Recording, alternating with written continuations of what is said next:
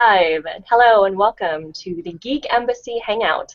I'm Regina McMenemy and I'm here with the staff of the Geek Embassy, Ryan Broom, Isabella Hello. Oliveira, and Rhonda Oglesby. How's everybody doing today?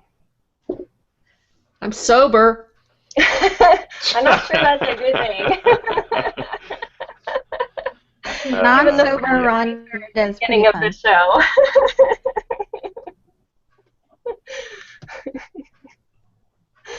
Oh, we had some technical difficulties, our esteemed listeners. Yes, and it means that Isabella's never laughing again. Yep. No. Let's put that to the test. Who knows a really funny joke? Uh, I know a really silly Nope. knock-knock joke. I I know got really nothing. silly. Okay, here you go. Knock-knock. Who's Who's there? To. To who? Yoo-hoo. No, to whom? Oh, she laughed. She laughed. I'm just gonna laugh off mic. I have to give credit where credit is due. My father-in-law told me that joke today, so there you Oh, cool. go. Nice. All right, so we have some stuff we want to talk about today. We're going to talk a little bit about the launch of the Geek Embassy. Isabella and I are going to tell some stories from Emerald City Comic Con, where we attended last weekend. Ron is going to share, I think, about Geek Craft Con. You still want to talk about that, Rhonda? No? No. No? All right, you'll tell another interesting story about Florida, apparently. Yes. And I had for us to talk about the Walking Dead debacle. Yes. Yes. Debacle. Oh, okay. That's what I'm calling it. That has my personal bias involved in it, though. So. Yeah, that was half of our drive up to Seattle. Yeah. It's pretty entertaining. So Isabel, I are just you got like a blow-by-blow account of what was. Well, it's like an hour and a half discussion about that episode. That's crazy. Well, it was about that and like the last 3 episodes, I guess. It wasn't just Yeah. the last one. Yeah, and then Oh, we're we gonna ought to each make a recommendation of who should be killed off too. Oh, we should. Yes, we should include that in that. Who we think should get the Yeah. bat. The bat had a name. I can't remember the name. Do you guys remember the bat's name? Lucille. Which Yeah. was the same name as B.B. King's guitar. I don't know how I feel about that. Huh. I didn't know that. It's interesting though. All it does is it just reminds me of Arrested Development. Lucille does? Lucille. Oh Same as yeah. Lucille. So, why don't we talk a little bit about the Geek Embassy? Okay. Go for it. I already did a whole video. Oh, you're dropping the mic on that? No, I'm just kidding. So we launched a new website the end of March, where we are now the Geek Embassy, sort of moving to a larger geek culture umbrella from Game On Girl. And the way I try to describe it to everybody is, Game On Girl started as my dissertation research and was very tightly focused because a dissertation has to be tightly focused. That's the nature of a dissertation.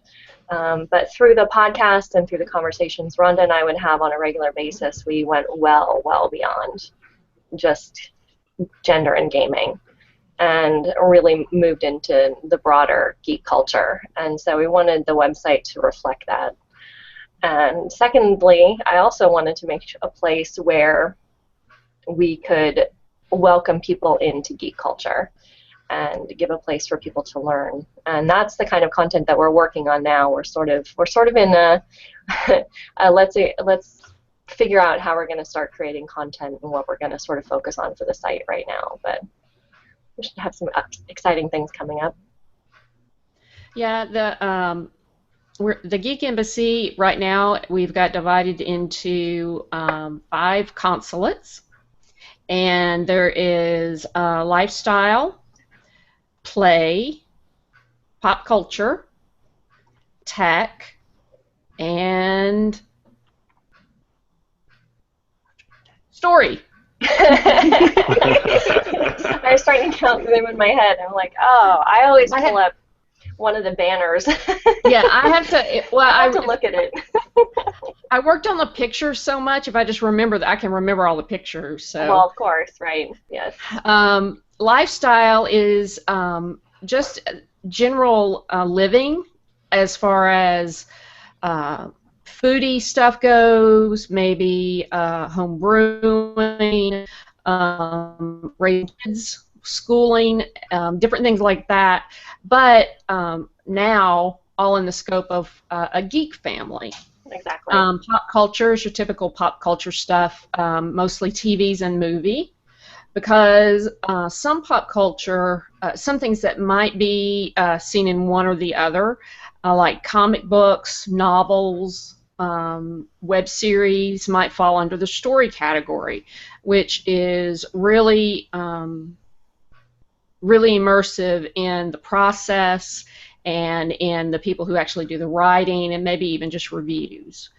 Tech, hopefully, will deal with all the gadgets that are all over our lives all the time now and so commonplace. And computers and other kinds of. yeah, what's the other one now? STEM. We put STEM under this: science, technology, engineering, and math. Yeah, but what's the other console? I missed one. Lifestyle, story, Play. pop culture, play. Play. That's more fun. Because we just forget about play. We always play. And so it's all kinds of play. It's outdoor play, it's indoor play, it's computer play, board game play. Because I think as a group, as a generation, a culture, we're rediscovering play, and not just how important it is to de-stress, but how important gamification is in general and what we can learn from it. Mm-hmm. So hopefully we'll have ambassadors from all of those consulates, and we'll have ambassadors at the cons, and hopefully make a place that where we're very, very approachable, and make it a safe, creating a safe geek community.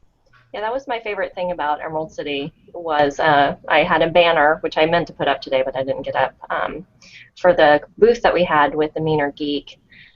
And, people would walk up and say, tell me what the Geek Embassy is. And it was really a pleasure to be like, we're keeping in mind that people are new to geek culture and trying to help sort of introduce people to these passions and these things that we love. And we want other people to love as well. And it was really interesting for me because there were at least 4 or 5 parents that I talked to who were like, oh, yes, please, because I don't really understand my kid stuff. I'm not even sure what I'm doing here today.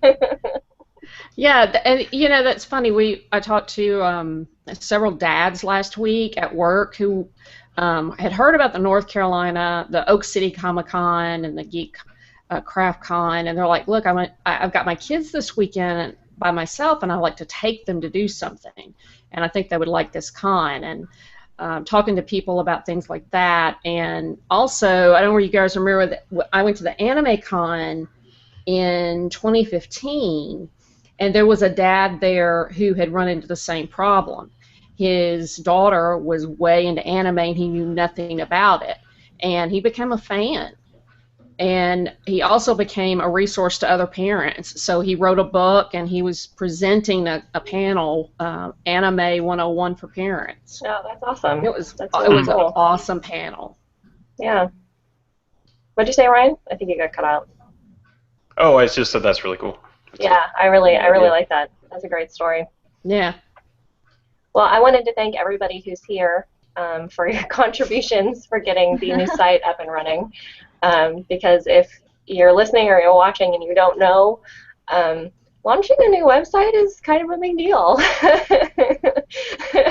And doing it on a very extreme and tight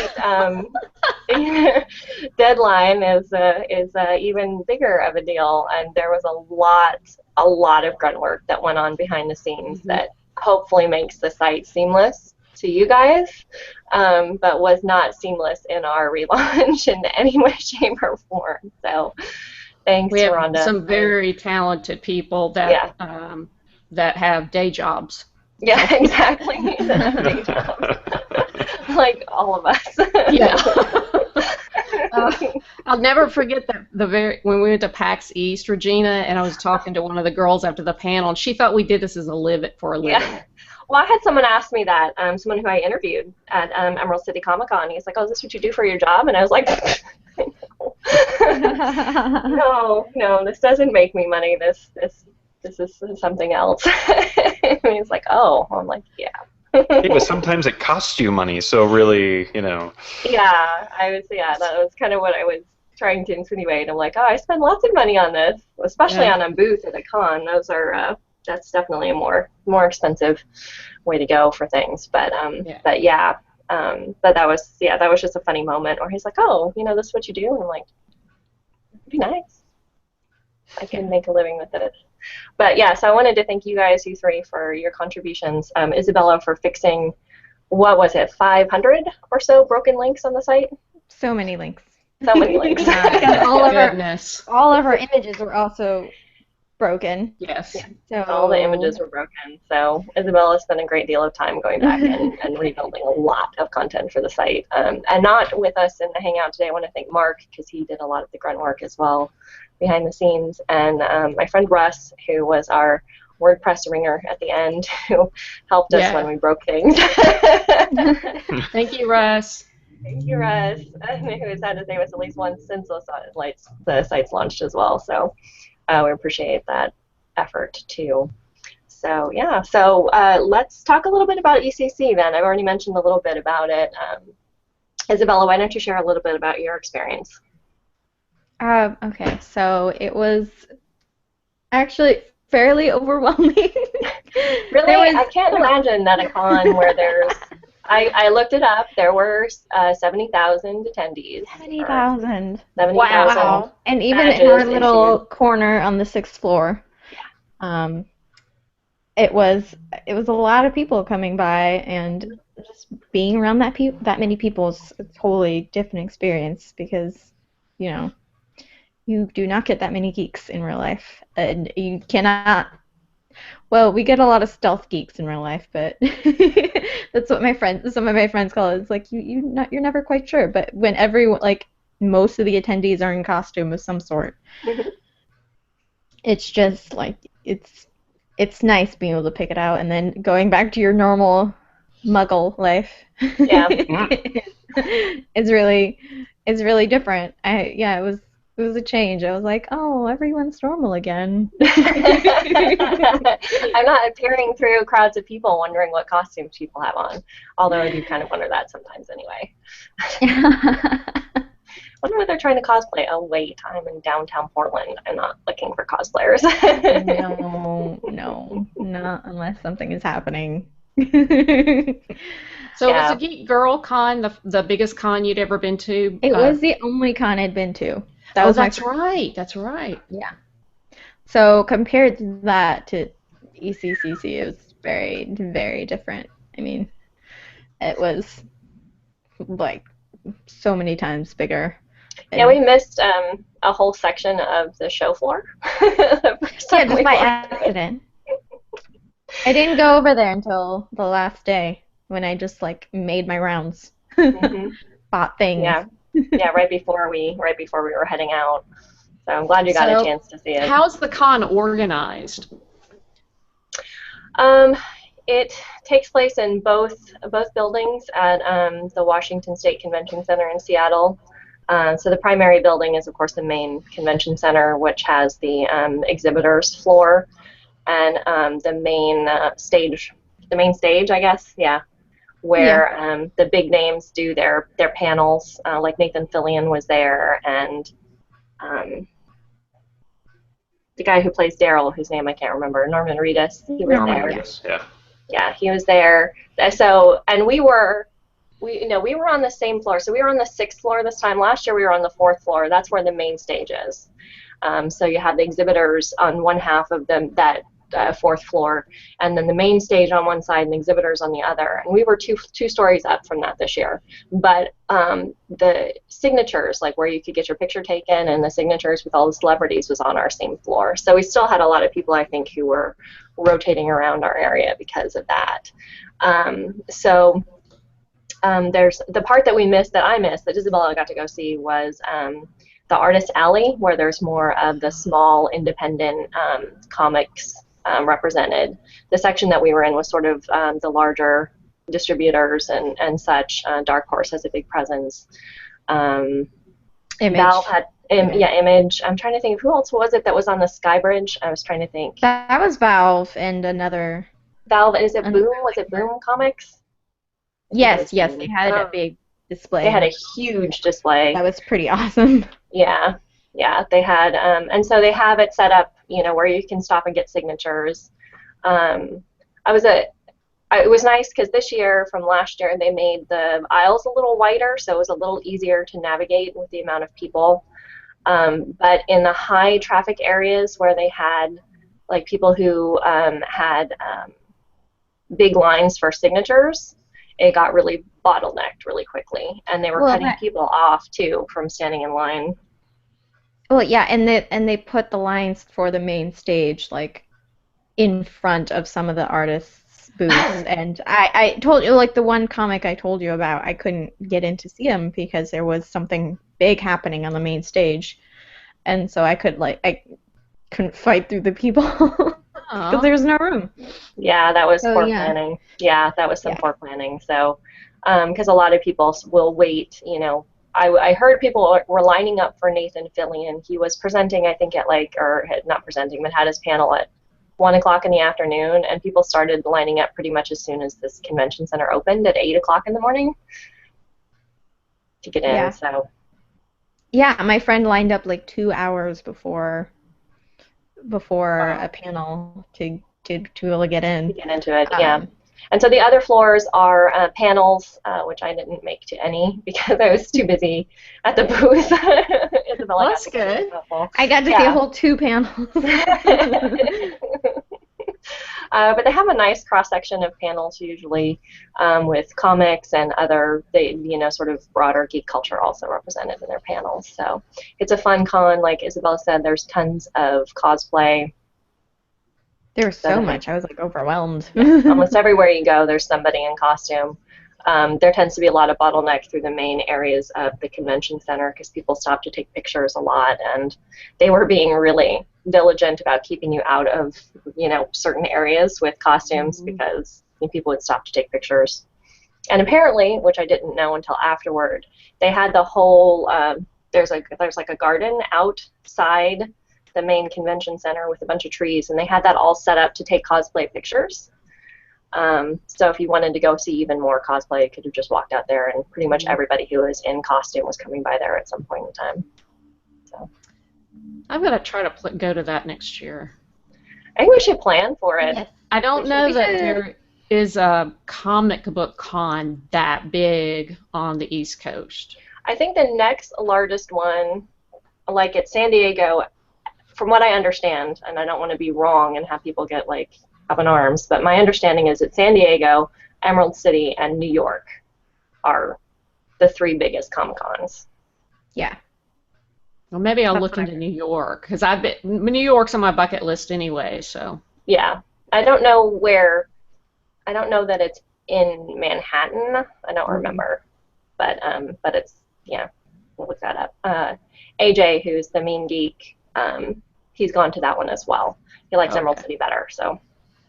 Go figure. The understanding I have is that New York is leaning more toward the way San Diego's gone, where it's more about comics assets than it is about comic books.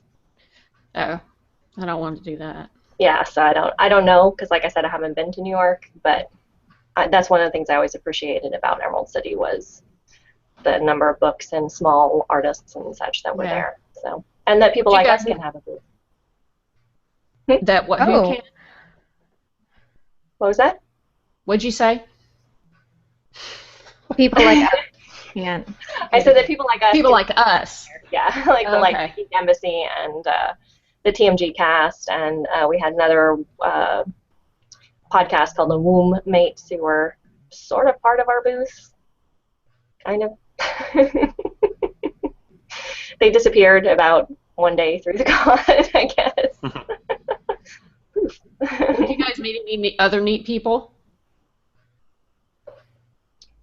I had a bunch of people that I interviewed that I really enjoyed talking to. I talked with Jeff Martin. Here's his card, Jeff Martin. We have his link on the site. That's cool. Yeah, he does. Hockeypocalypse is the name of one of his cartoons.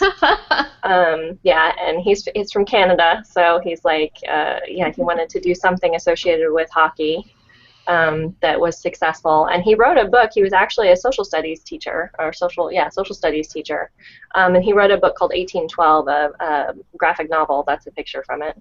Oh, that's fantastic. And it's actually used now to teach the War of 1812 in schools. So that was a really great story. I really loved hearing him talk about that, that it was the success of that that let him essentially stop teaching and become an illustrator full-time. Wow. So Jeff Martin. There's a couple of people who I didn't get a chance to put in the episode that we did. This one artist, she was really cool. Her name's Rosellen.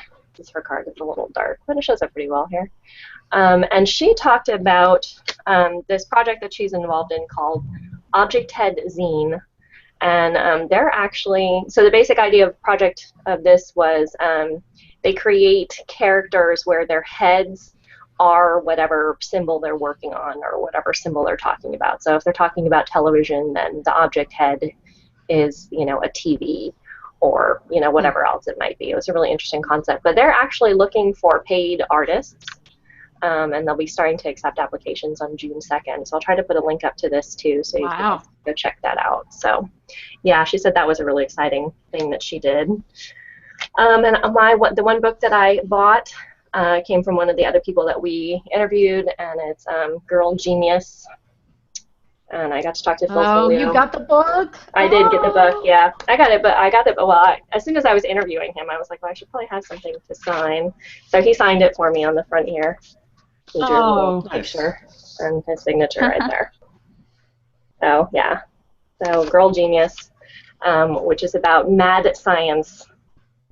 The main character's name is Agatha, and she discovers that she kind of I probably shouldn't draw the comparison, but kind of like Harry Potter, she discovers that she has this magical ability, although she didn't know it for much of her life. So cool. Yeah, he was cool, and he was a great interview. Like, he was really fun to talk to. So. What about you, Isabella? On the Geek Embassy website. Yes, which you can listen to on the Geek Embassy website. Thankfully edited by Ryan. Yes, masterfully edited by Ryan. Yes. I don't know if that one was masterfully edited, but thank you. Nice thing about the live ones is there isn't a lot of editing involved. Yeah, there's not much you can do about certain things that happen when you're doing live interviews. Like, well, having Phil Folio at the table, people kept wanting to walk up and talk to him because he's, you know, reasonably well known. And so I was like, we're trying to talk in the show, and I'm like, all these people are walking by, trying to come up close to the table to get his attention. And he was pro, though. He just kept his eyes locked, so stay focused. So yeah, it was good. What about you, Isabella? Is there anyone interesting you met or got to do? I met a few. I talked for a few minutes with a couple of comic creators who do webcomics I like, but no one in particular, because I can't remember their names right now. Do you remember the name of the comics? Well, there's one called The Devil's Panties. Yes. She's awesome. Did you get to meet her? I did get to meet her. I got a print from her, actually, that I'm going to frame because she signed it and everything. So, yeah, it's pretty great. And there were a few others, but I honestly am blanking on their names. But I just went around and you know, talked to people, looked at their art. That's why I really like Artist Eye, because people get really excited to talk about the things they make. And I find that very exciting. Trying Yeah, to look it's her pretty name fun. up because she's. Want to make sure I give her credit. If I can. I don't know why I Yes. can't remember. I was following her comic for ages and reading her blog. It's hilarious. Well, And and I talked to who was that? Jenny Okay. Jenny Breeden, right? Oh, yes. Yes. You're right. Sorry, Regina. Oh no, I was trying to remember. There's someone I have lined up who agreed to talk to us for an interview for the show, and I'm trying to remember what the comic was that Was she it the did. unicorn one? Yes, the unicorn one. Phoebe and her unicorn. Phoebe and her unicorn. Yeah. Yeah. So I talked to her, and she is gonna come talk to us for the embassy. So we can arrange that and have an interview with her. And it's adorable, as Isabella described it to me. It's like Calvin and Hobbes, but a little girl with a unicorn. Her name's Dana Nice. Simpson. Dana Simpson. Yes. Cool. It's pretty adorable. Yeah. Oh, and I think we need to let everybody know that we've turned the Q&A on.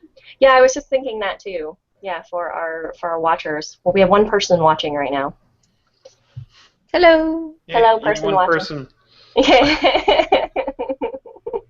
So Q&A is on, so we can take your questions and answers live. Well, let's talk about The Walking Dead. Yes. I really did hope. You and Yeah. Isabella have already talked about it. Yes. So Yeah, but I didn't even see it. I just got You didn't Regina's see it? experience of experiencing it. No, I stopped watching it after the mid-season premiere, basically. oh, That happened okay. a lot because Mark did the same thing. Mark stopped watching after Yeah. the season premiere too. I did that same thing for a long time. And then he caught up. Well, yeah, and then my wife was watching it, so I felt the need to, Well, catch I it was up 'cause- I was about to catch up, and then that whole finale thing happened, and I suddenly didn't really feel like it. It was so good, though. I know, but it might be Was one of those Ryan- shows that I catch up with later. What did you say, Rhonda? I said, tell us how good it was. Well, I just think the last few episodes leading up to it and the last episode were just really well done story-wise, and I mean, it helps that I binge watched it, so I didn't have to suffer like the rest of the viewing public that watched it on a as weekly it came out or the next day after it came Yeah. out. And so it was really nice to see them stitch back to back how they did those stories. And I don't want to give too much away in case there's other people that haven't seen it, but I guess I don't know. You're doing full spoilers here. Yeah. Yes, we should do a full spoiler warning right now.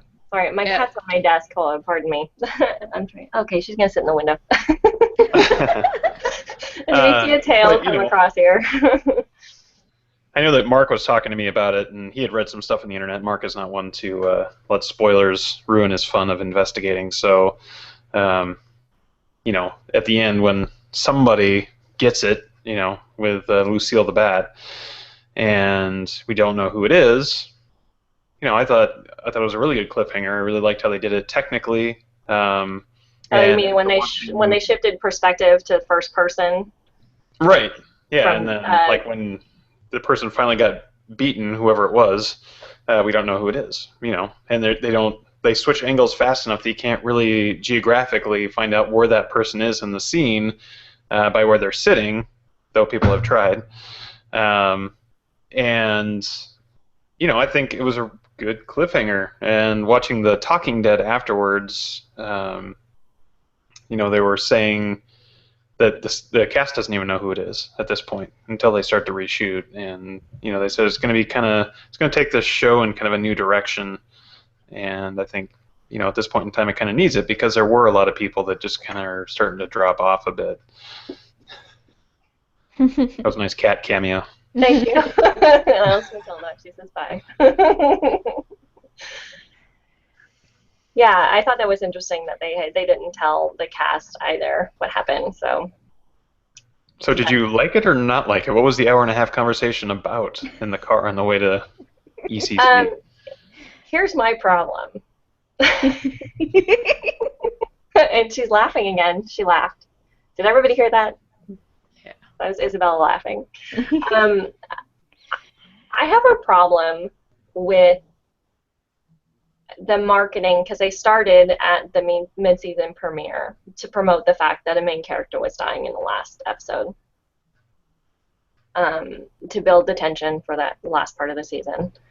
And I feel like that's the worst way to pull a punch. Like, they built up so much hype about it and so much about who's it going to be, blah, blah, blah.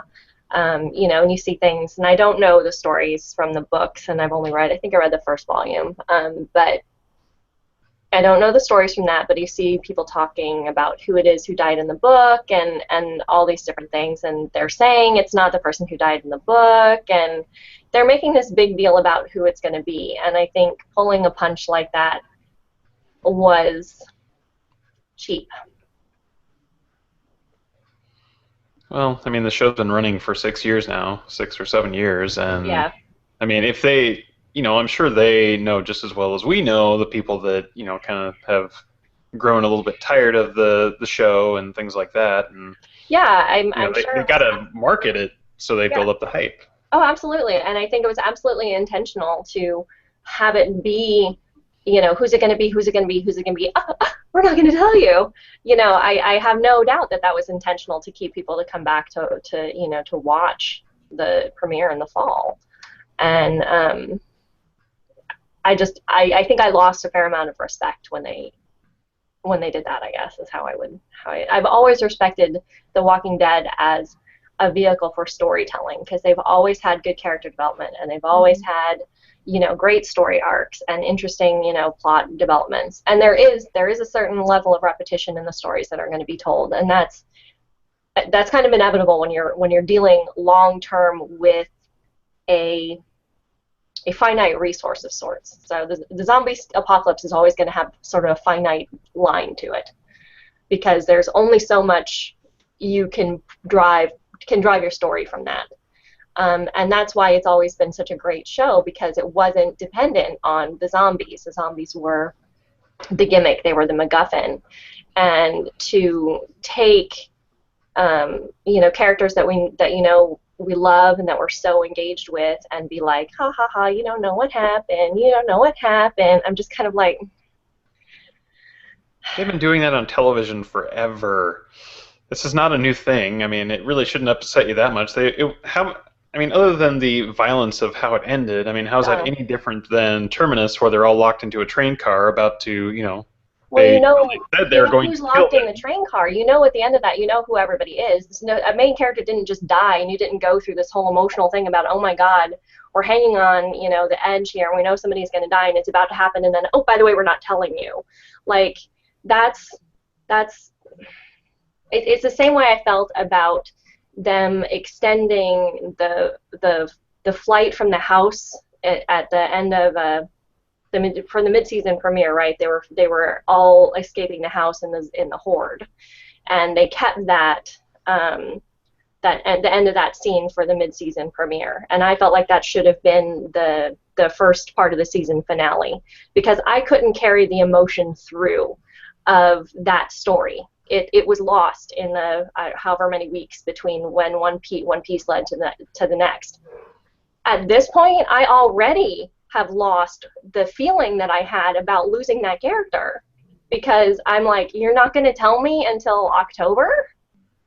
What? Yeah, but I'm sure they're going to do they're probably going to repeat that scene, Well, I'm sure.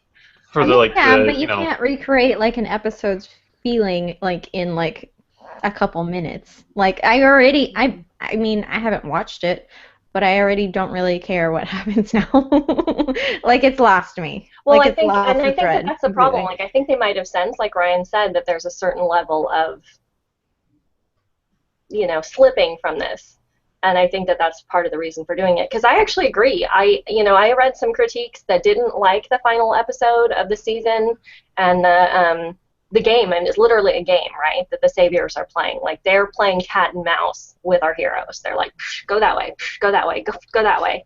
And I loved the way they orchestrated that, because it showed the power of the saviors and really, kind of messed with them. And I could kind of appreciate that as the build up to this like climactic scene. And then I was just like, oh, like, what, really? So I don't know. I'm just one person. No, you're not. You probably won't. You're You not. probably won't care in like a month anyway. So. And Maybe then, not. once October rolls around and they start promoing again, you'll be like, oh, yeah. No. They are dead to me. Well, Okay. that's the Well, thing. when Like, we have a hangout in early October or late September, we'll check your temperature then. well, We'll do because that. I wasn't even that excited about the mid-season premiere this time around. Like, I was gonna watch it, but even then, I was just kind of blasé about it. It had already lost dear. They had already lost me. I mean, it really is the same storyline over and over again. Like Rhonda said, like, I can't remember how she put it. Do you remember, Rhonda? What, in the tweet? Yeah, the thing you tweeted. Yeah, well, I mean, oh, yeah, about Rick. About Rick, yeah. Yeah. Same That was old part of Steve. our hour and a half conversation about this. Was What was the Rick piece, since I wasn't in the car? Just that, yeah, the same old thing happens. I could see Rick, his face, and how he was getting dejected and completely emptied, just like he did after Lori died. And he kind of went off the rails and started talking on the phone, and then he rises from the ashes and yanks his group together and says, you're going to do it my way or you'll die, and just the cycle of Rick's life. It just over and over. I hate to break it to you guys, but this is how every movie goes, how every TV show goes. This is the Okay, formula. but it doesn't matter that this is the same thing that's done over and over again if it's done poorly. When the end of that episode finished, I jumped off the couch and I was doing this to the TV. I was screaming at the TV and I was like, I'm never watching this show again. Now, that is an emotional response you want a show to have, but it's the wrong one. Because I felt the same way when the Seahawks lost the Super Bowl the second time they played, but I still watched the next season.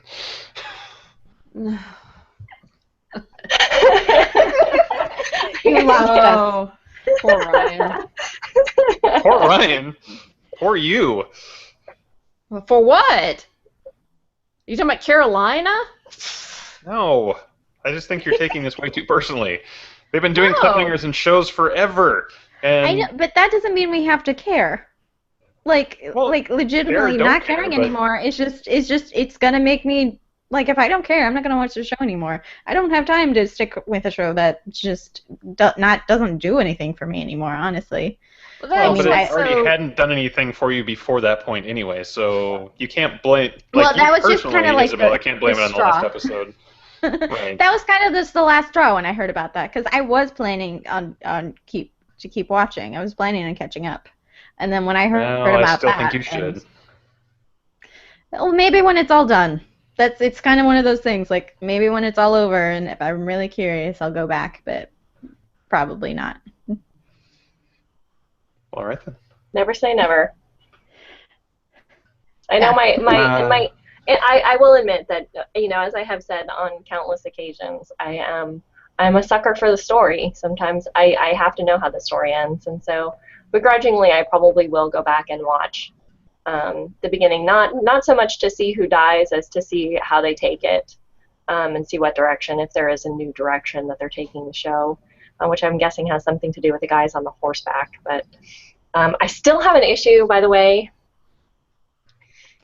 with the fact that there are no, like, zombie animals. This was also our discussion. My point is that zombie animals would just mean everyone's dead. Like, Right. you can't. But it's a bloodborne, right? It's been established that the zombification is in the blood, right? So wouldn't all, like, bloodborne animals be susceptible No. Like we humans have illnesses that animals can't catch, and vice versa. When your dog gets sick and licks you on the But that face, are you're not going to catch airborne? his cold.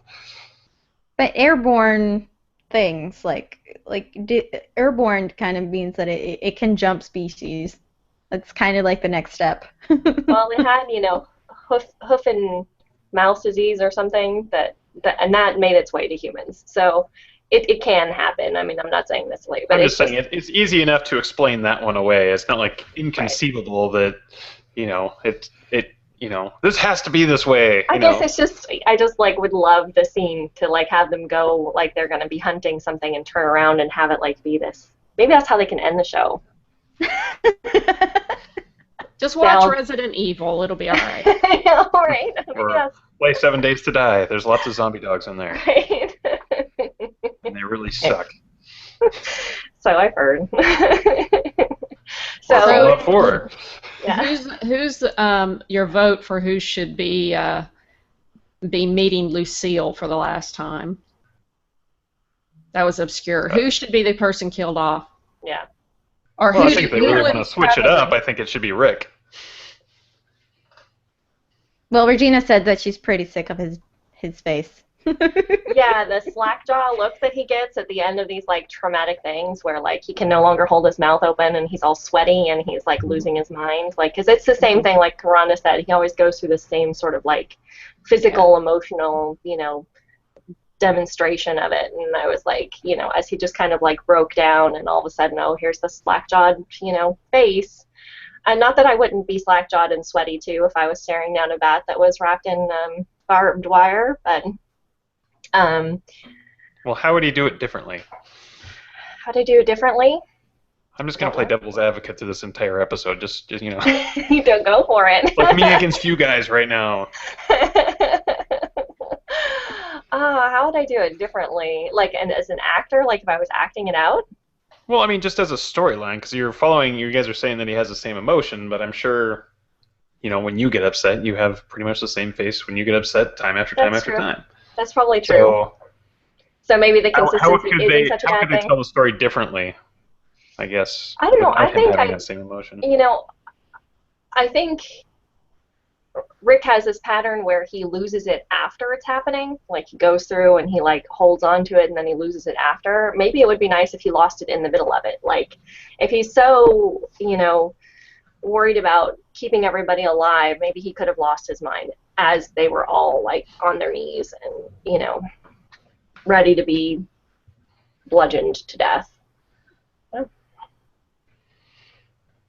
Well, we had this discussion about how the show is not treating certain characters like they're kind of betraying like what makes their characters true. Like we like Abraham because, well, me and Regina do like Abraham because he, like, even if he does stuff that's really dumb, he's still very true to his character.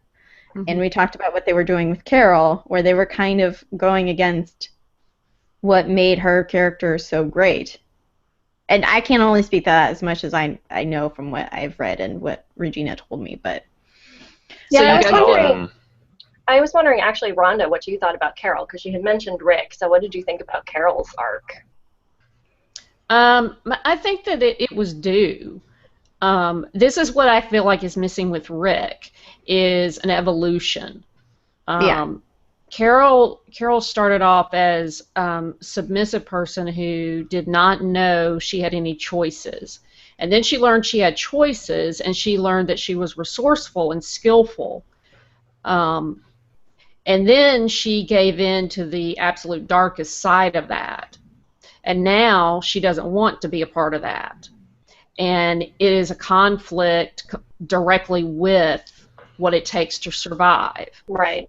And she's revisiting or reacquainting herself with her emotions of the people that she has around her. And because of that, and because of the decisions she's had to make of late, she's become reckless and is running away. And I think that's very, very interesting. It's not cyclical. Mm-hmm. It's not repetitive. She's evolving.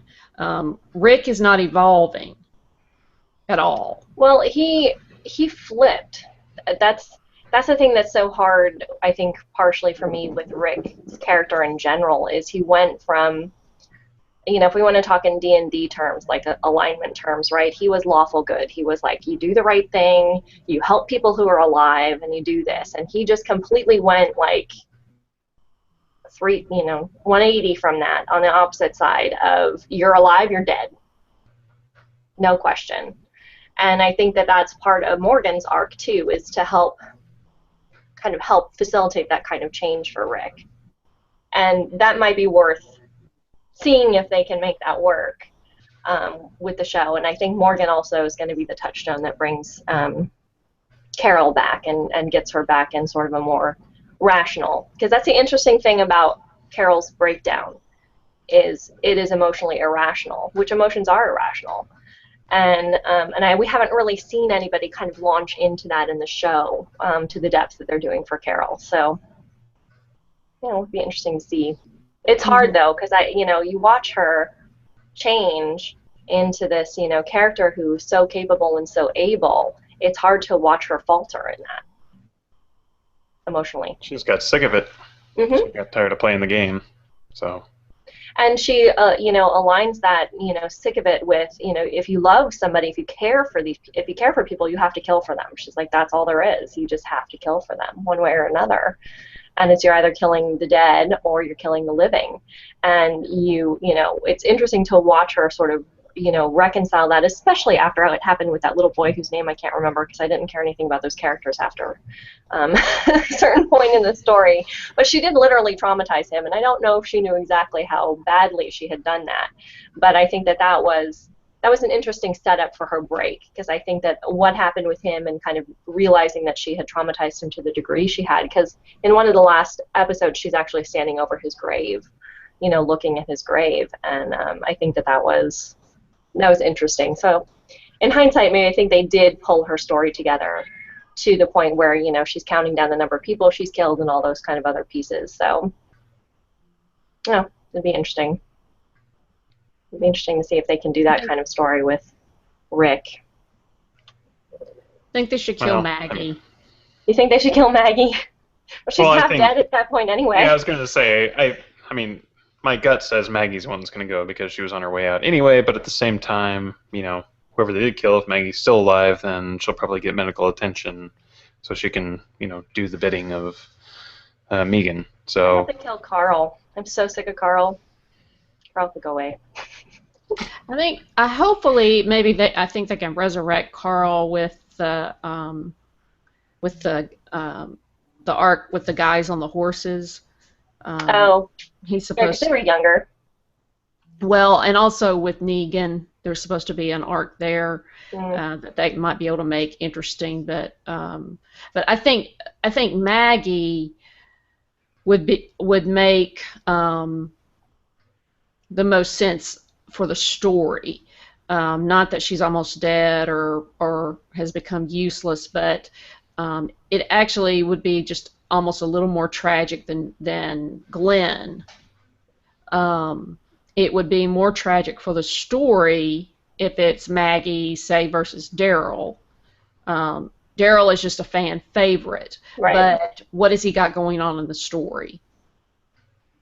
Well, he's another one I felt like they kind of betrayed who he was this season, and they didn't build his story to do it. Like, when he takes off after the Saviors because that guy who stole his bike is out there, and he gets snuck up on from behind, I was like... It was all such crap. I mean, that whole storyline was just, crap. It was horrible. But I'm like, here's like this tracker who for, what are we in, season 6? 6 seasons has been able to find, the smallest little indication of where somebody has gone, walks into a clearing where 15 people are surrounding them and doesn't notice? What? I mean, that just like completely went against his entire skill set. And I was like, I get, maybe he got emotionally wrought and he couldn't like see straight, but that's an awful lot of not seeing to do. That was the whole buildup of that episode, though, was, the fact that he wasn't seeing straight and then he was just blindly going in, even though Glenn was saying how stupid it was. I mean, they really they built that whole thing up before he did that stupid move. So I don't think they did. I think they did a good enough job explaining that that was dumb. You know, that he really shouldn't be doing this. And then, of course, he fell right into the trap, just like Glenn said he was going to do. Yeah. So, I don't know. I think the most of that episode was devoted to that this is a bad idea. And then it turns out it really was a bad idea. Shot with a bullet. Bad idea with a bullet. Yeah, I didn't feel that way. I don't know, I didn't have the emotional satisfaction of feeling like they built that enough. And, you know, maybe I need to watch it again to kind of see how it unfolds, but it was too rushed for me, I guess. I don't know. I felt like they had so much that they tried to cram into the last few episodes to get everybody in trouble, to get everybody so that they're on their knees for Negan. I mean, they leave Alexandria in the hands of Gabriel. Well, Rick leaves his infant daughter with, you know, Gabriel. Like, I understand he's, like, training to fight, but I don't know, I just... And they did that whole scene, and I'm like, I don't believe any of this. Like, I don't believe Rick is, like, handing his daughter over to this guy. I don't... Yeah, I mean, one thing I will say, you know, in the defense of all that is the whole. I would have a hard time believing that Rick wouldn't just leave his daughter, but that Rick would, you know, everybody was gone. Like all the cool people were gone. Everybody who could defend Alexandria was not there. Everybody. Right. Yep, and that I don't believe. I think. You know, how many times did Daryl go off on a crazy mission or whatever, and they just said, "Oh, he'll be back," you know, and then all of a sudden, you know, here he's off, and everybody's like, "Oh, this is a terrible idea." 4 main characters have to chase after him. That's right. 4. Well, no, two went after Daryl, and the other 2 went to get Maggie to a hospital, or the rest of them went. Well, yeah, no, 3. Not that many people needed to go with Maggie, for sure. Yeah, 3 went after Daryl because it was Michonne, Glenn, and Sasha. Right? Anyway, but yes, but it was all, I mean, all of that was to get them all to Negan at the same time. The whole reason for it, so. Yeah. You want to talk about the lighter side of, you know, everybody hooking up and getting busy? There was an awful lot of sex going on in this. There was an awful lot of getting busy in this half a season. It's like, oh my gosh. It's like, all right, well, we're comfy now. Let's hook up. We have beds. That's right. We actually have beds. So let's put them to use. Right. But that's true. I don't know. What did you guys think of Michonne and Rick? I thought it was fine. Made sense. Yeah, I could see the connection. I mean, they're kind of the two, you know, I guess natural leaders on the male and female spectrum, you know. Mm-hmm. And they always had a connection. It was Carl and Rick that brought Michonne back after the prison, I guess. She was just going to go off on her own again, kind of in a way that Carol was going to, right, where she just left them behind. And it was finding Carl that brought her kind of back to, you know, an emotional. And then that's when her backstory opened up, and they told her backstory about her son and all that. So, yeah, I could see the emotional connection between them. Yeah. So can my cat, apparently. She's like, meow. I didn't know she was in here, so. An added bonus. Cameos. You know, it's the best. Yes, and she's back, trying to walk across my desk. We'll see if we have technical difficulty. Yeah. Okay. Hello. Nope, no technical. I'm still here. Yeah. There you go. It's my grumpy face cat, because everybody likes a cat on the Hangout, right? Yes. Yes. It's the internet. Everybody loves cats, period. You're a star. Yep. Yeah. All right. Okay, so I'm hoping it's Carl. My guess is it's going to be Glenn, because I think they made a big deal about it not following the book, so it would follow the book. So. Yeah. My bet's on Glenn, just from everything I've seen. although I Well, and really Glenn was like supposed to him. die already anyway, wasn't he? Yeah, Like, he dies in the book wasn't in he that supposed scene. to? So yeah, That's right. Well, Carol was supposed to die in the prison. yeah. Yeah. Well, Yeah. right.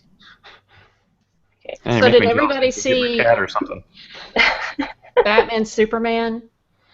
No. No. No, that's fine. We don't need to talk about it anyway. I just heard of it. I just heard so many bad things. It's not any good. I wasn't gonna waste my money. I'll spend No. $5 to rent it when it comes out, but I wasn't gonna go to the theater and No. spend, $30 to take my wife and I to go see a movie that wasn't well done. No, it's not. It's very poorly done. Well, it's primarily the storytelling, right? Right, Yes. Rhonda.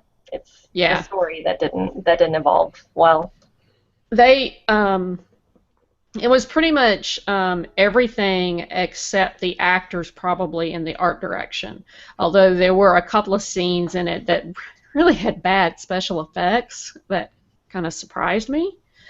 The costuming and different things like that was really good. The art, I think the art direction was in general very good. But the story and edited that film, destroyed it.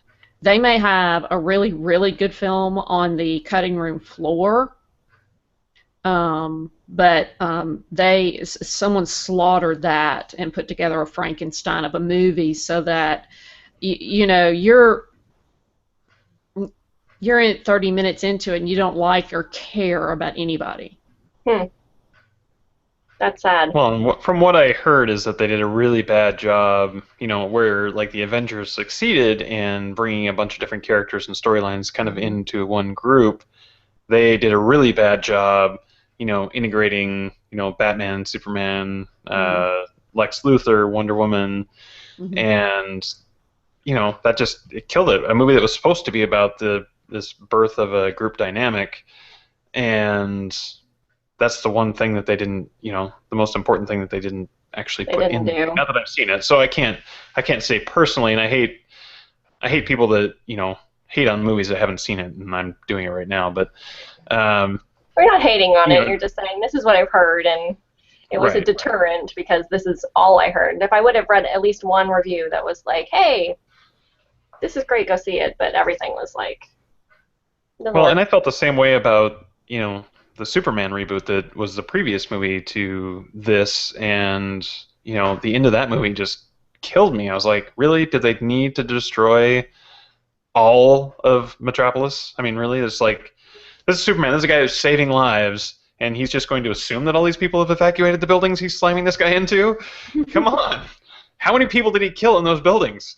They don't ever say that, do they? Nope. Yeah, well, it's interesting that it's the Superman franchise, I guess, that's been hit so hard with this sort of bad storytelling and bad editing and probably bad production to a degree. And kind of sad. Although, in a lot of ways, if you look at where Superman came from in a historical context, coming out of World War II and the kind of needing that superhuman, we really don't like heroes like that anymore, so I can see where they were trying to make him more complicated, because if you're just always the good guy, there's nowhere to go with a 3-story arc. There's no 3 stories to tell when you're always the good guy. So I can kind of see them trying to muddy him to a degree, but they were able to accomplish that with Captain America. Right. And that's what I thought.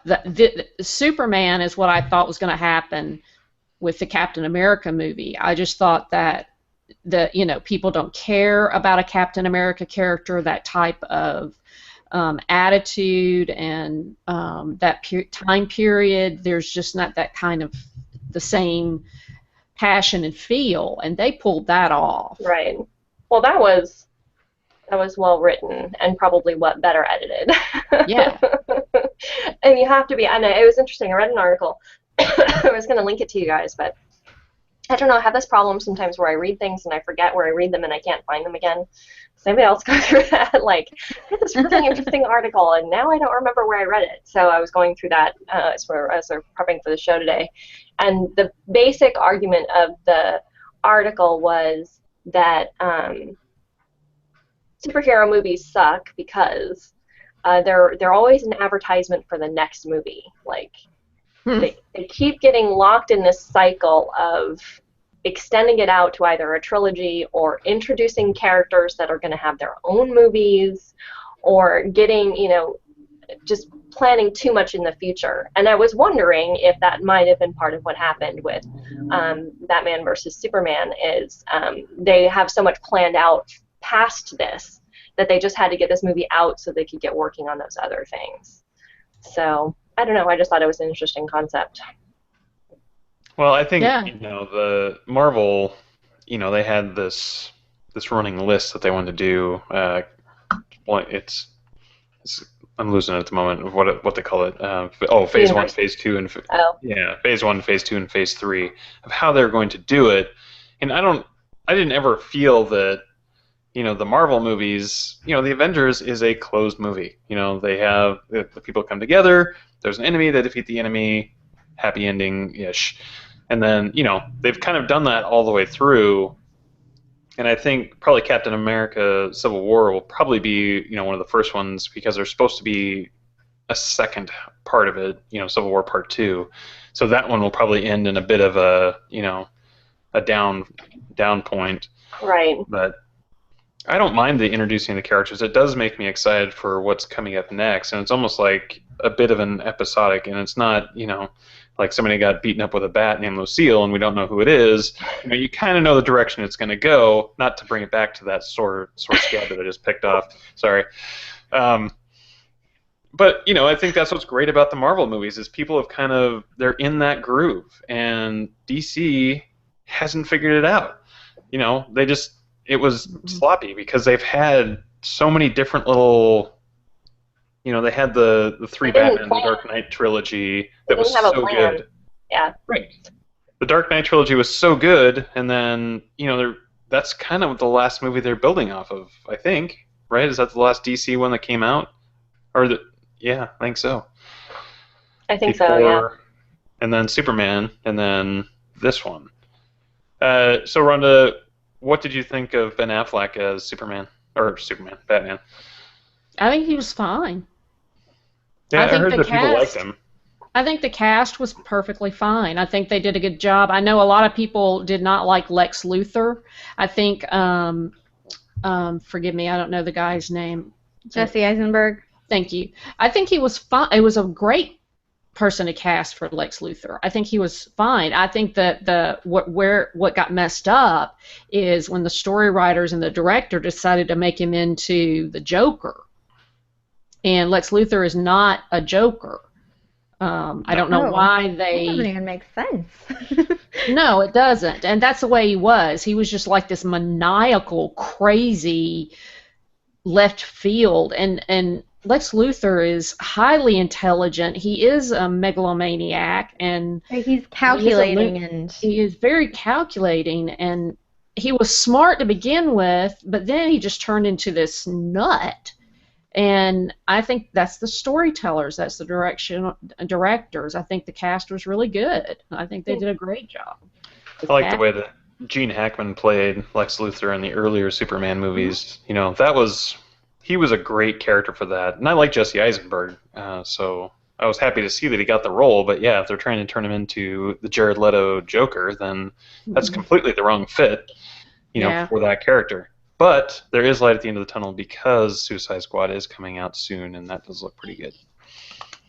Well, the thing that Suicide Squad seems to be doing right is that they're not taking it as seriously as the other DC movies seem to take themselves. Like, there's no humor. They're just all dark, and angst. And that's what people like about Marvel. Right.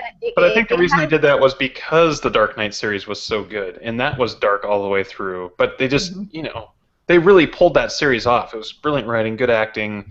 The story all came together, and that there was not a lot of sunshine and roses in those series of movies. And I think they got like, oh, well, if we have to please our audience, we have to keep that same formula, but they just didn't do it right. No. So, No. And sorry to Suicide interrupt you, Squad. Isabella. I was agreeing with you when you were saying. Yeah, Suicide Squad is also all villains. Right. It's an anti-hero movie, so we're not talking about your Superman and your Wonder Woman, the nice, clean, squeaky immortals. Perfect heroes. About the worst of the worst. These are the bad, bad, bad villains that they have coerced and conned into saving, doing their dirty work. Well, I've always liked the villains in DC anyway. Mm-hmm.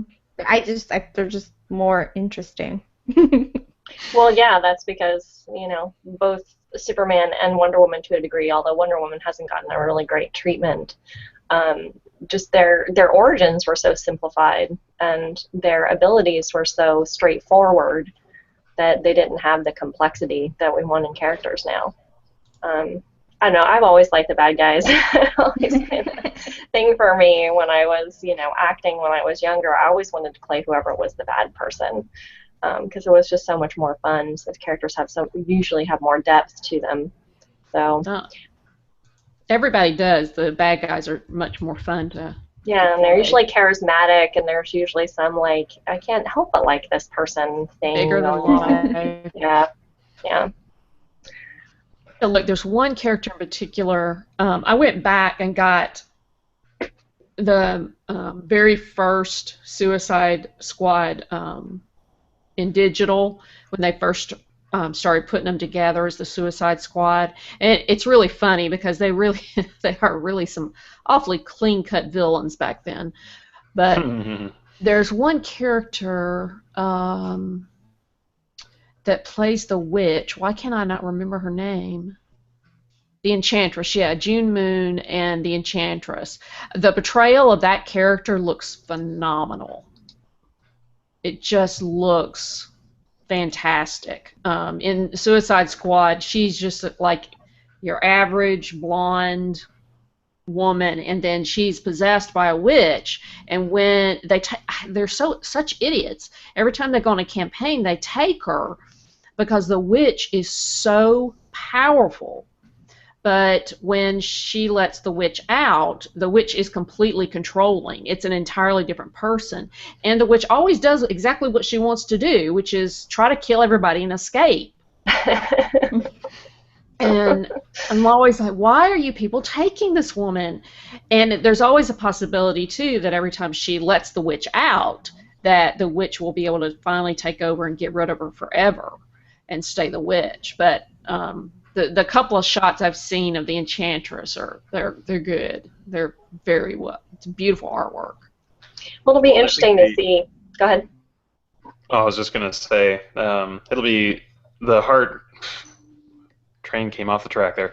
I think the big part that a lot of people will be comparing Jared Leto to the previous Joker that everybody loves so much, that Heath Ledger played, and but it's kind of different. He's supposed to play more of the comic book, crazy tattooed guy, not the darker one.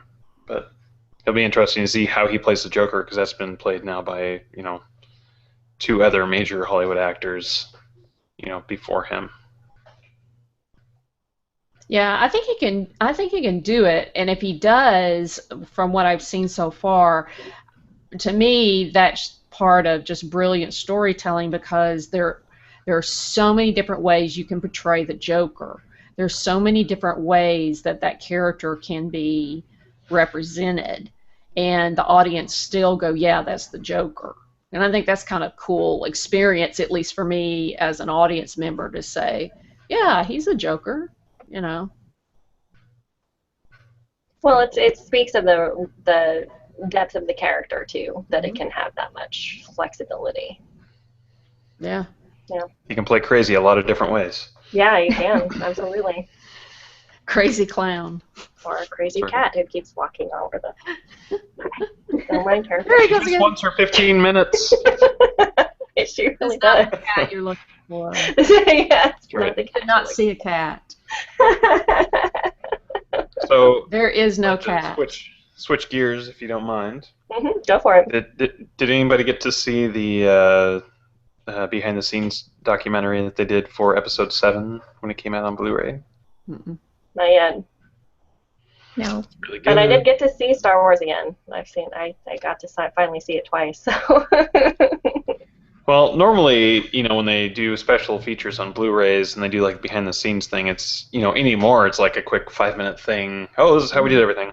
But this one was a full-on, hour and 10-minute documentary on, how they came about just building Episode 7 after so long and getting the original characters back and the pre-production process of going through I it. had a little bit of a chill with that. That sounds really exciting. It's really good. I watched it and then I showed it to my class last week, and I know if it holds their attention, it's a winner. Because right. Sitting that still for any length of time is a bit of a task. So anyway, it's really good. The other special features are much shorter, but the fact that they actually put that in there, and kind of the lead up to that was a lot of the reviews I was seeing was that the special edition or the special features were not going to be all that great, and depending on which store you bought it at was how you're going to get all the stuff you want. But I don't know, I just bought a copy at Costco and it seemed fine. But yeah, highly recommend watching it. It's really cool, especially if you liked the movie. Awesome. Yeah. I saw it pop up. I think in Amazon, and I've just been too busy to sit down and watch anything for that long. Yeah, Yeah, I that's agree. good. Yeah. Awesome. Well, I think one of the things I love about that is that they did respect the fan base so much with the new movie. It didn't pander, but and I've been wanting to try to write a piece about this, about the power of nostalgia, because I saw it opening weekend, so I saw it the first day within the first 24 hours it came out, and then I saw it 2 weeks ago in the theater. And talk about a different experience in terms of being in the crowd, because you could feel the excitement the opening weekend, and you just knew the people who were there were such fans, because as soon as the yellow script comes up on the screen, people are clapping and they're cheering and they're so happy. And then seeing it in the second run theater for $4 ticket where your shoes are sticking to the floor, with 6 or 7 other people in the whole theater, 2 who are an elderly couple who were constantly trying to talk at each other about what was happening in the movie. It was definitely a different experience. So I was thinking about that, but I was thinking about the pull nostalgia has toward that, and how that's a really tender place to go, because you want to acknowledge what existed, but you don't want to get trapped in it. And I thought that they did that really well. And I would be interested to see the making of documentary, just to see the kind of attention that they gave that, because they did manage to master that so nicely. Right, and they gave the pre-production before they started filming was a good chunk of the documentary, and then they went into the filming, and then it ends with the Han Solo demise scene. They kind of talk about that between the 2 actors, and how important that was, and how they treated it, and they tried to get as many people out of the set as possible when they were filming it. And well, it had a great emotional depth, and seeing it twice, and the second time around, I still had that same sort of gut-wrenching feeling about it, even though both times I knew what was coming. I still had that emotional intensity, which really does speak to the power between the two actors and the way it was directed and handled. So. It wasn't the 2 actors didn't get me. It was the Chewbacca yelling that got me. Oh, yeah. Every time, it's just like, oh man, there goes his best friend. And he's still alive, and he's going to have to live with this, and so on and so forth. And, still, Chewie a big hug. Yeah. You really do. I mean, who doesn't want to give Chewie a big hug regardless? But, he's a giant walking carpet. Yeah, I was just going to say that. Did you guys see the trailer for Rogue One yet? Yes. Super awesome. Oh my god, so excited. They look so cool. It just looks good. It's going to be a darker... IGN did a really good breakdown of the trailer, and things that I love it when they do that, just so you can kind of they do more research on what the different frames mean that's in the trailer, and yeah, it looks really cool, and the character that plays Mon Mothma looks, Oh I God, it's swear to God, frightening. identical to the same. I thought she must be her daughter. I know, it's crazy. She looks just like the lady who played her in episode 4. She does. Like I saw a side by side, and I was just like, "Ow!" It's But not the the cool same thing is woman? No, it's not. It looks the same. I mean, it's the same woman. Apparently, her character shows up in episode 3, which I don't remember that part at all. But it brings me back to the scene in episode 4 where her character says, Minnie Botham's died trying to get us this information. She gets this really sad look on her face, and then now we get to see the story of why she was so invested in that person, that went to go steal the plans, or the team that went to go steal the plans. And it's like, man, that's so cool. Yeah, I know. I can't wait. It's so exciting. But it's not the same actress? No. No, it's not the same actress. So what you're saying is it's two different people? That's what I'm saying. They look that similar. This is like her younger doppelganger. It's amazing. They did a really good job casting that Now, person. you guys can zoom in on Rhonda's face right now. This is research mode. If you've never seen research mode on somebody, this is research mode. She's like, I'm confirming this. The internet needs to confirm this for me right now. Don't push your finger through your temple. Yeah. I kept seeing side by sides, and I thought what they were saying is, boy, hasn't this actress aged well. But they're two different actresses? Yes. Wait, let's say it one more time. Two different actresses. Two different people. That's right. One of these things is not like Well, that's fun. But I mean, that's what I'm saying. It's spooky how close she is to the gal that was in episode 4. I mean, there's no way that the gal in episode 4 would, they could get to look that young. I don't think. No, I mean that was because she's got to 40 years ago. be, she's got to be, pushing 70, at this point. And I mean, if you look at Harrison Ford then and look at Harrison Ford now, they don't look like the same Han Solo. Definitely looks older, which is fine. But, oh, Brian, did you read? You probably heard it in the special features, or was it special features or at a con or something? J.J. Abrams said that Rey's parents have not appeared in the film. No. I did read it. I read it yesterday, and I was just like, yes! Justified. I thought of you. I almost texted it A to rewind to that, the hangout that we did after Star Wars came out, we had this big argument that, everybody thinks that she's Luke's daughter, and I'm just like, no. And it's not no because I know for a fact, or there's something that told me in the story. It's just I don't want her to be Luke's daughter. I just don't want the story to be that small. It's a big universe. There used to be thousands upon thousands of Jedis, and now all of a sudden Luke and Leia are the only ones that can make Jedis. Come on. So anyway. Oh, you should have heard the guys over at Radio Fubar when I suggested that she was Obi-Wan's daughter. Oh, really? They flipped out. They absolutely they went crazy.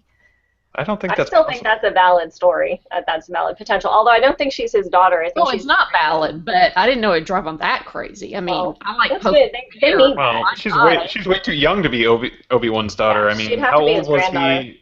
Yeah, she would have to be the granddaughter. But and we don't know that. Well, no, I don't think that's possible because they're not allowed to have marriages, and he went off to Tatooine at the end of episode 3 to look after Luke, and then but there's supposedly nothing to say they don't fool around on the side. The crows do it. Okay, that's a true story, but that would almost be stretching it. See, this is what happened on Radio Fubar. Is it? Well, they were valid in their craziness. See. I was going to say something else, and I couldn't remember what it was. Oh man, I don't remember what it was. I was going to pivot to a different point, and then. And then I Obi-Wan you. Yeah. Obi-Wan too. Which is not the thought you were looking for. Go away. Not the conspiracy theory you're looking for. Move along. So do you guys think? Do you think Darth Vader's going to show up in Rogue One? I would think so. It's possible. I mean, Possible. He would be around at that time, yes. that would be an interesting bridge between Episode 3 and Episode 4. I mean, it would only work if James Earl Jones was going to do the voice, and if for whatever reason he said he wasn't going to do it, somehow I don't think that Darth Vader's going to be in it. Yeah, I would agree. Because They can't. that voice They is just can't. as iconic as the costume. So, yeah, I don't think that would work. Yeah. Well, we'll see. I'm looking forward to it. It'll be fun. I think it would be better if he wasn't in it, honestly. Yeah? Yeah. How? Yeah. Well, because it's kind of this has happened before. Like the monster you can't see is scarier than the monster you can see. Mm-hmm. Like I don't know what they could do to make him seem as like big and bad, and have him show up when we know his story already. Well, I think it wouldn't be that he's big and bad. I just think, it would be one of those callbacks to the fan type thing. It's just like, oh man, this is the same time when Darth Vader was around. Do we get to see him walk around in the full costume again? Well, yeah, like maybe if we just get a glimpse of him, maybe. And that might be what it is. He might just Yeah, make, that's probably. everyone's like, what oh, would happen. see, there he goes, there goes There Darth goes. Vader. That cape around the Strangle corner. someone That's his in cape. the I know corner. that's his cape.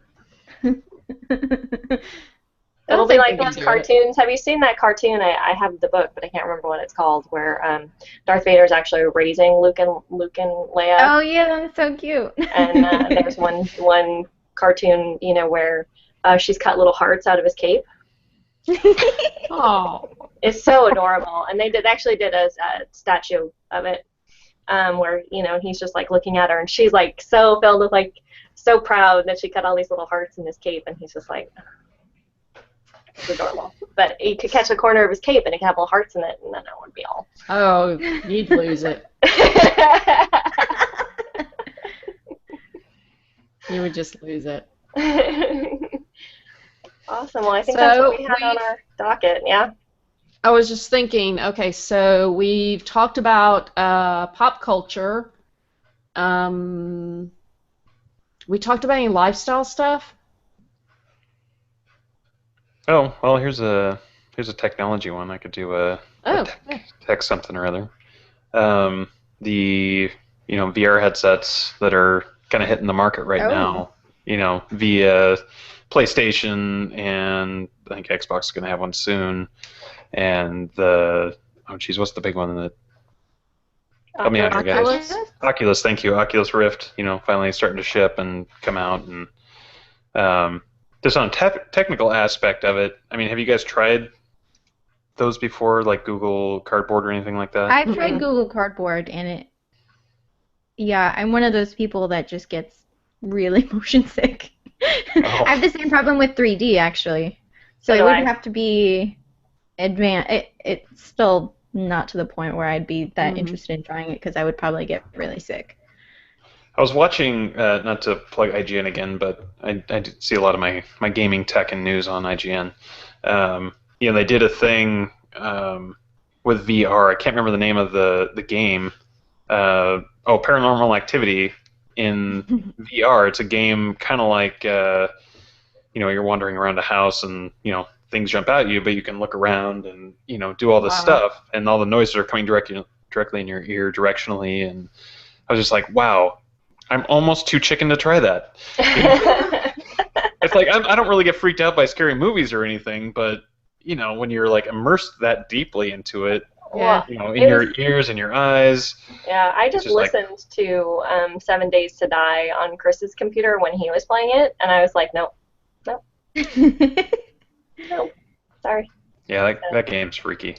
Yeah, I know. I know. Just because you start out naked with your underwear, and it's like, okay, make a bow quickly before the zombie comes and eats you, which is great. I mean, that's some of the redeeming values of the game, is that it is so realistic. But I mean, come on, who's going to drop into the world in their underwear? When the zombie apocalypse started, what did you just like? I'm going to take off my jeans and my T-shirt. I'm going to go hang out in this field. Let's look at the reality of that situation. Come on, give us pants and a shirt. That's whatever. The fact that you look, show so up we in your talked about boxers. games and we got tech. And technically we talked about a con, so that's lifestyle because Yeah. cons are What lifestyle. games did we talk about? I Oh, was just talking about 7 Days to Die. oh yeah. Well, and Yeah, we've been playing Paranormal The Activity Division. VR. Of the Division, yeah. So yeah, I'm curious about that because it came out with mixed reviews, and I didn't buy it because it came out with mixed reviews. What's your take? A couple of things. We actually did a demo of it last year at North Carolina, Raleigh Comic-Con, and then we joined the beta, and we played the beta a few times. And I actually was extremely impressed with the environments and the physics engine, because the graphics are so intense, they're so realistic that you really got to have them. You really need the physics to match that, and I thought they did. I actually was on fire with the game for like 4 weeks, and then I started getting bored. I thought they did two smart things. The Division is a situation where a disease has broken out and a huge percentage of the population has died. And they're still trying to find a cure, and Manhattan Island has been isolated off. And there are 3 factions of people who are wreaking havoc on the island, and the island is out of control. And so you go in as an agent to take down some of these bad guys so we can get control of the island again, find a cure, and get through this mess. The cool thing that they did is there's a section of downtown that they call the Dark Zone. And so what they've done is they've created 2 games in one, it seems to me. They've got a sort of an RPG first-person shooter game where you go in, you can play with other players, and you go on missions. So you're fighting NPCs. But in the Dark Zone, it's rogue. It's PvP. It's just like you go into the world, and everybody that's in there, you're trying to get loot, and you have to have an extraction point, so it's the whole capture the flag kind of thing, where you try to get to the extraction point and make it without getting killed. And all the other players, massive online role players, the other players in the game are trying to kill you. And I was like, well, that's cool, because if somebody wants to play the PvP part of it, they can play that, but then if they've got a friend who doesn't like the PvP, they can go on missions. And I was like, this is brilliant. I really like this because, John's got a buddy that he likes to go into the Dark Zone, and they just go in and they get killed all the time. And then when John and I play, we just run all these missions, and you can run the missions individually on different difficulty levels. So you don't have to set the game at the beginning that, okay, I want hard. When you go into a mission, you can say, okay, how do you want to run the mission? Hard, difficult, crazy, whatever. But after a while, I just felt like that the mission section was getting repetitive, and I was like, there's nothing drawing me back into the game. But I think part of that is that I wasn't running enough missions. I was running, there's all kinds of little side missions and encounters, and you collect things. There's crafting and all kinds of different awards and achievements to get. And I think what I got in the mode of doing is constantly just doing these little side missions, and that was beginning to feel boring. And what I need to do is get in there with the other people I play with and just go run the big missions to get some diversity in the story. So that's what I had heard, that the end game was just the replayability, if you weren't doing PvP, was not the best. Yeah, we'll see, because I'm not sure how many levels they've got right now. I'm 18, and I know they have at least 30 levels. So, and I've only run, I think I've run only 3 missions. So I hope that to hook up with these guys maybe today or this week and play another mission. Because that's to me the funnest part is when I play with a couple of people that are my friends and we go in and try to get organized and not die. Is that what you're supposed to do? Sounds familiar. I think I've been there before. Well, keep it's each funny, other Rhonda. alive. Your description of your journey through an MMO is pretty much what's happened to me in every MMO I've ever played, where you're on that like main track, and then all of a sudden you start deviating on these little side quests, and then you get lost on the side quests, and then you forget where the main quest was and the main storyline. So I've had that happen. You get too caught up in crafting and yeah, overwhelming. Yeah, but I've got some. Huh?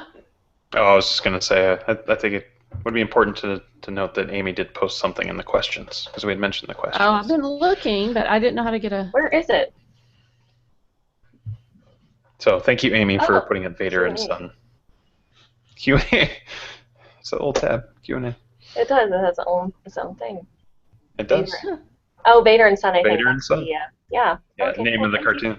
Yay, somebody was watching. And I got the technology to work. So we just need to say Amy's name frequently through the rest of the show. Yes, thank you, Amy. Thank you, Amy. Thank you, Amy. See, you should go on for everybody. That's right. Well, Well, I I had had a, Killjoy especially. Oh, go ahead, Rhonda, finish your... Killjoy for what? I kind of have to go. Oh. She doesn't want to hang out with us anymore. Maybe I Amy know. will hang out with us. Yes, she would. I have no doubt that Amy would hang out with us. She just said, not a good question, but at least you get to see how Q&A works. It wasn't a good question. I think it was a good answer. It was a good Yes. answer. It was a good answer.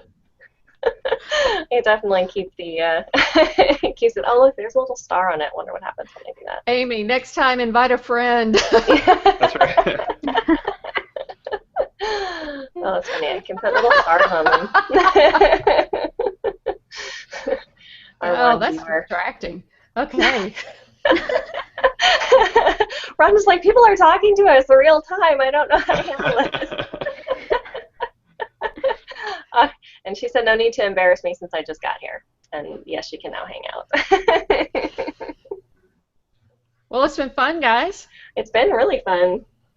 Yes, we overcame the technical difficulties. Yes, we did. We did. We always I do. finally got my background to actually come up the right direction. I know. If you haven't noticed, please, Yeah, it's please awesome. admire. Speak again, Ryan, so it comes on again. Oh, hi. Welcome to my background. There it is. It's right here. That'll be the freeze frame again for the episode, just like it was when I pointed at my my theater popcorn guys up the top. Right, that's right. The thumbnail for that one was me going, awesome. I'm kind of hoping I can get a freeze frame of Rhonda, Rhonda's reaction thinking? to Yeah. The Walking Dead. Yes, that one. Should I be still? I don't know. Oh. I don't know if YouTube would like that so much. I was going to say, probably there goes the not. possibility of any young people, or parents Right. of any young people watch the Yeah, show. exactly. We should be safe for work, so. Well, do that fuzzy thing All right, over we my can hands. fuzzy over. Yeah, and do the little like fuzzy over the hands thing. Yeah. Yeah. Right. Just digitize me out. Well, I forgot we're family friendly. yes, we are family Yeah. friendly for the most part. We were family friendly. You guys are mistaken. Yeah. We might have crossed the line. Way to go, Rhonda. Hey, I just got back from Florida celebrating, so What were you celebrating in Florida? my sister's birthday. Oh, went- sweet. Yeah, we had a whole girls' day yesterday, and so I'll just say it started off with coconut vodka and watermelon juice. Hmm. Wow. That sounds like a recipe for, are you hungover? Surprisingly not, and I think I figured it out. Just keep drinking.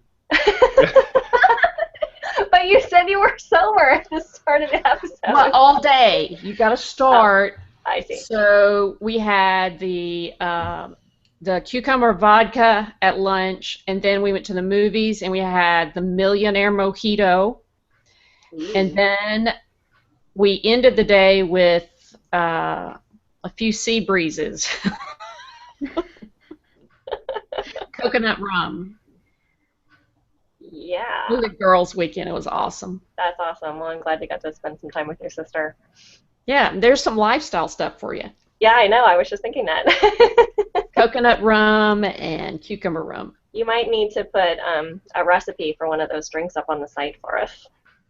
Yes, there you go. Yeah, The alcoholism of Rhonda section. the adult section. That's right. It'll be a big picture of her flipping off the camera.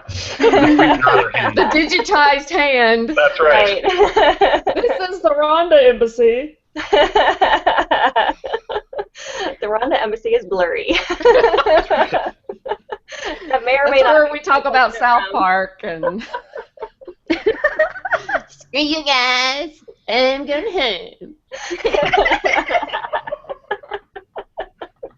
I do what I want. I do what I want. All right. Well, thank you for those of you who turned in and watched our show live. We will have this podcast episode this week. And please make sure to check out our new website, thegeekembassy.com. We're also at the Geek Embassy for Twitter, and we have the Geek Embassy on Facebook as well. So thanks. Thanks, everybody, for hanging out today. And until next time, get your geek on. Geeky. Geeky.